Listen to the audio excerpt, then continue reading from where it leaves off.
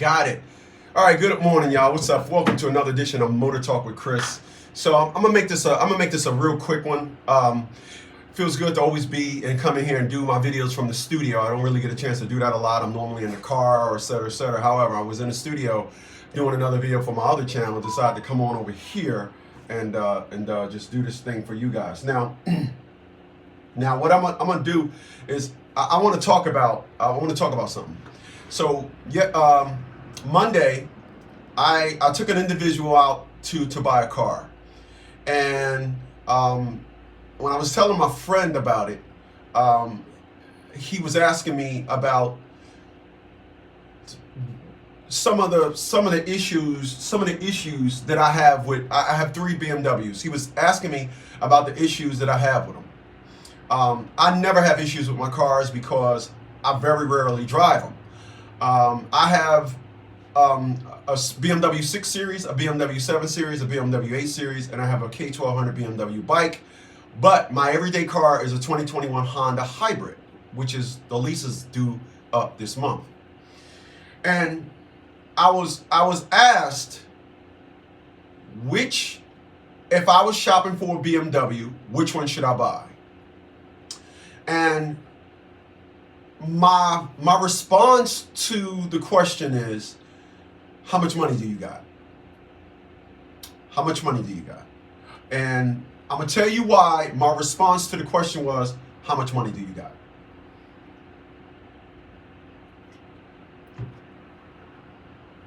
All right. So I have a BMW 850, and when you decide you want to get a BMW, the engine size and trim will determine how much money you better have. So I'm gonna give you an example. I love an M.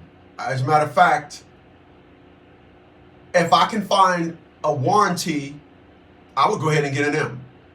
If I were to, I was looking at an M a year before last, I was looking at an M. It was a 2011. Couldn't get a warranty for it. I would love to own a car with 500 horsepower. I think that would be, wow, that would be a fun car to drive. However, I couldn't find an extended warranty for a BMW M. All right. So what am I saying? When you purchase the top level trim of a performance car, and you're talking 500 horsepower, probably 550 foot-pounds of torque, I'm gonna help you understand what's going on in that engine. People, wherever there's torque, there's a lot of destruction going on. It's organized destruction, but whenever a car has 500 plus foot-pounds of torque, it's like a train going by and you jumping on it. You want to wait for it to stop, right? You don't want the full motion from a dead stop. You're at a dead stop. You grab something going 50 miles an hour, let's just say, it's going to yank your arm. That's what I'm talking about. When you got 500 foot-pounds of torque, there's a lot of destruction going on. There's a lot of power going on in that engine. So what do? About 2 years ago, my friend, his son came to me with a big admiration for a BMW. And I told him the same thing. When you go buy a BMW, walk by those upper level trims. For example, when he told me this, he wanted a 5 Series. He had a 3 Series. He wanted a 5 Series. He wanted to move up to a 5 Series. And I said, listen, how's your money? He was looking at a 550, a BMW 550. He wanted that BMW 550. And I said, listen, I'm going to tell you what the problem is with this 550, the BMW 550. The problem with this BMW 550 is that 4.4 liter engine, they shoehorned it inside of that little car. My 740 has the same engine. It's probably a 4.8, sorry, 4.8. They shoehorned that 4.8 liter engine inside of that sedan. Which means when it comes to maintenance, you're going to pay a lot more money. If you get a vehicle, what you want to do when you buy a vehicle is a BMW. Open up the hood. And if you open up the hood and as soon as you open up the hood, you just see an engine. You don't see anything on the side. You don't see anything in front. You just see an engine. You don't want that car unless you get a warranty. I'm talking pre-owned now, right? You don't want that car. You do not want that car. When it comes to purchasing a BMW and you're going for, because you want that look, and I get it, get a 528, get a 530. Hell, even get a 535. Get an inline 6. You get an inline 6, you open up the hood, you can see on both sides of the engine. When you start going into certain levels of cars, when you start going V, well, BMW is one of the few that still do the inline 6. Let me think.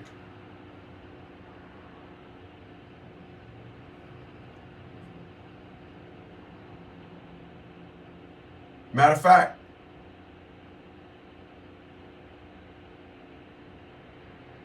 is what I can think of. BMW is the only one to do an inline 6. All the General Motors, all of their 6 cylinders are V.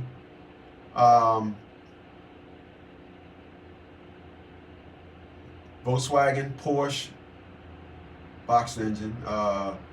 Cadillac 3.6. 3.5 in the Ford, 3.6 Navigator, Ford, yeah. BMW, as on my head, the last American inline 6 that we had was the 4.0 from the Jeep. Yeah. You want to buy a vehicle where you can work on each side. Now,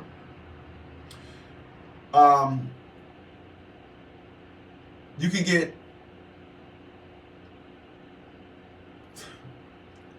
let me give you a big example of what I'm talking about.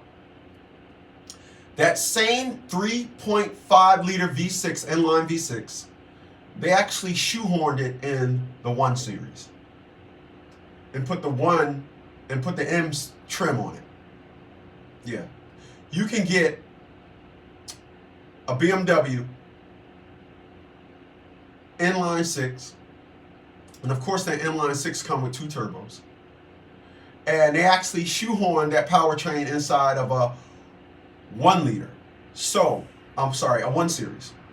So if you look at a BMW and you see a BMW 135 and you get a warranty and get rid of it before the warranty is over with. Just get rid of it. People, there are some cars that are not worth falling in love with. They're just not worth it. They're good to have, but when you're trying to purchase a used car, there is just certain cars you stay away from. There are certain cars that you just don't even think about. I'm gonna tell you guys a quick story about a very rare car that was made. An Audi V8 Quattro. I do a separate video about the car. I had an Audi V8 Quattro. Actually, I was probably one of the few guys in America that had 2 of them. And so I had this Audi V8 Quattro.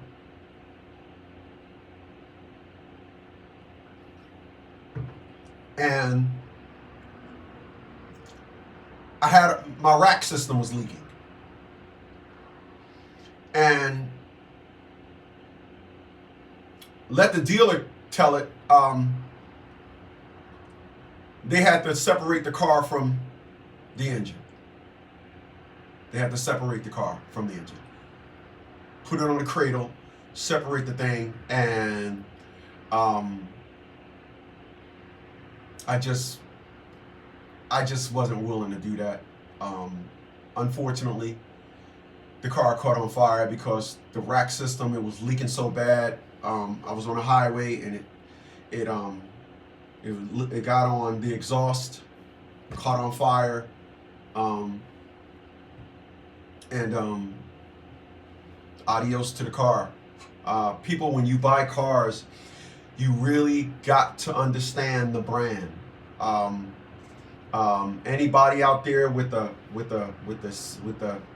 C63, I feel sorry for you. You look at that nose of the Mercedes C-Class and see that little nose with that 6.3 liter engine shoehorned in there. I feel sorry for you. My 7 Series have the 4.8. My BMW 850, of course, the 850 at the time, it's a 91. The 850 means that I have, the 850 means that I have the 12 cylinder. I have the 12 cylinder, the 5 liter 12 cylinder. And you can work on it. You can look up under the hood and you can do whatever you need to do to the car. I do the oil changes myself. That's all I ever needed to do to that car was change the oil changes. My BMWs, my high-end BMWs, I put probably 3,000 miles on them a year. That's about to change. I got an appointment to drop off the 7 Series to get some cosmetic stuff done, and I'm gonna have that on Doug Marano. I can't pronounce his last name. I'm gonna put that vehicle on Cars and Bids. I'm gonna get rid of the 7 Series, and my 6 Series and my 8 Series, I'm gonna put those things in like showroom condition and put them things in show cars. And I was looking at the Lotus. I kind of like that Lotus. I'm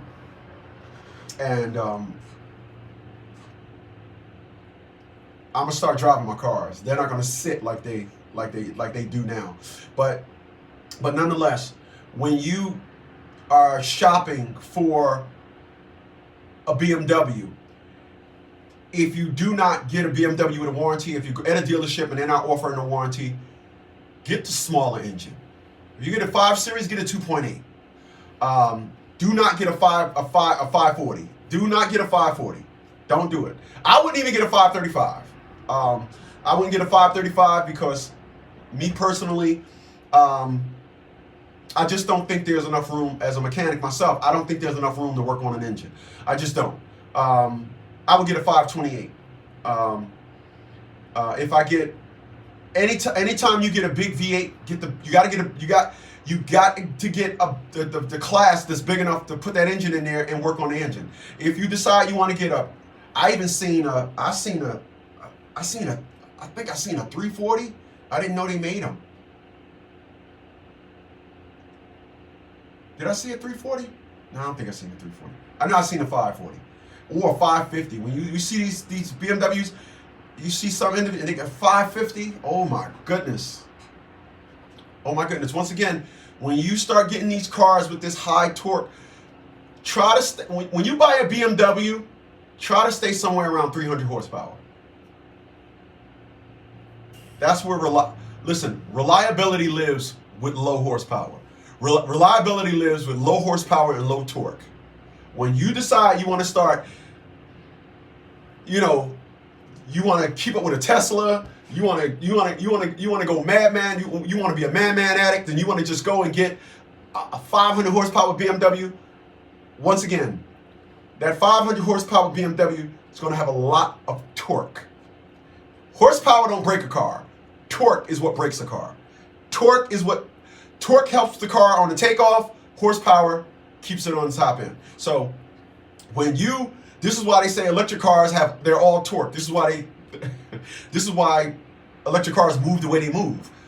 Instant torque. And torque is where all the power lives. And unfortunately, a V8, a gas-powered engine, a petrol-powered engine, those cars have a lot of things going on. It's doing this. And if you do like this with your body, the engine is trying to do this. You need strong motor mounts. A Boxster engine is doing this, horizontally opposed. You can take a Boxster engine out and damn near hold it in your hand. It's balancing itself out because Boxster's going each way. That's why Porsche uses them. When a V is doing this, you losing horsepower just in the movement. And when you got a high-powered car doing that, and you got all that strong power inside that V8 engine or that V6, and you talking, oh man, I got 400 horsepower, this and all. We buy a BMW, do your homework, leave your comment below. Try to stay somewhere around 300 horsepower. Get the 3.0. The 3.0 comes with a 6-cylinder, inline 6-cylinder with a turbo. That's where you want to live. People that own them. I know a lot of people that got the 3.0 liter. A lot of people that got those engines, they say they're fast. In my world, in my analogy, 500 plus horsepower in 2023. That's fast. But that's where you want to live. A 3.0 liter, a 528, get a 528, a 328. Try to stick somewhere around the 2.8 or the 3.0 BMW engines. They're lower torque, lower horsepower, and that's where you want to live. All right? It's Motor Talk with Chris. I'll catch you guys on the next one.